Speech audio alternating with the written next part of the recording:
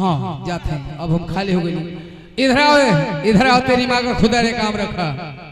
ए का बोल रहा हो? हम तोहरी माई से आशीर्वाद ले लिया कि तोहर माई जियत रहे, हमन के दिहल करें।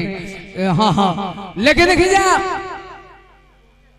हम ना जानिए गोरिया के इतना श्रृंगार करबू तू, हम ना जानिए गोरिया के इतना श्रृंगार करबू तू, और हमारा के छोड़ के हो बुढ़वा भतार करबू तू।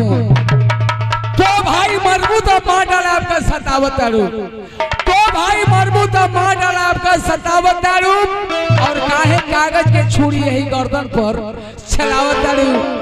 यही छुरी से हमारा रवि भैया कई बार घाही हो गई ना। गीत की दुनिया में चले गए, एकदम तैयारी। हेलो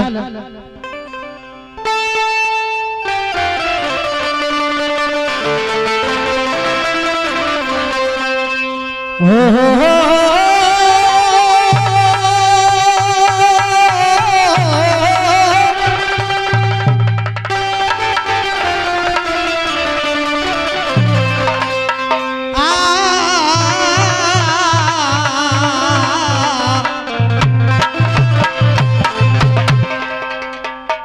बबुआ कबहू ते घरे तनी आ जाइता।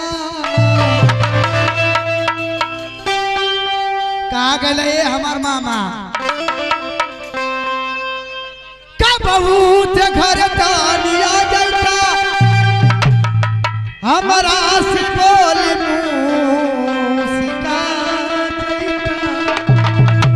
सुनो, बोला कबहू तू आ जाइबा, हमरा से बोल मुस्का जाइबा। आउ तने ना का हो? ऐसे ऐसे मेहरारू के खांसी दे के चल जाइता। और खाजबा निकरिया के तोहरा के ना बोला,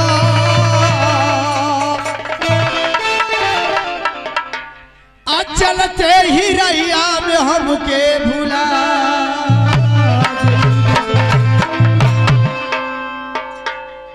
लेकिन देखिए हमार भाई लोग घर मलिकार से सूचित बा कि अगर आप लोग डीजे देखेंगे हमें कह दिएगा, जब मैं डीजे बजाऊंगा खाना जब आएगा तो मैं खिला दूंगा इन लोगों को 4 गाना डीजे बजा करके। अगर कहेंगे कि रात भर डीजे बजाओ तो ड्रामा नहीं कर पाऊंगा। कि अगर ड्रामा का आनंद लेना है और इस कलाकारी का आनंद लेना तो ड्रामा देखिए, ड्रामा का आनंद उठाइए।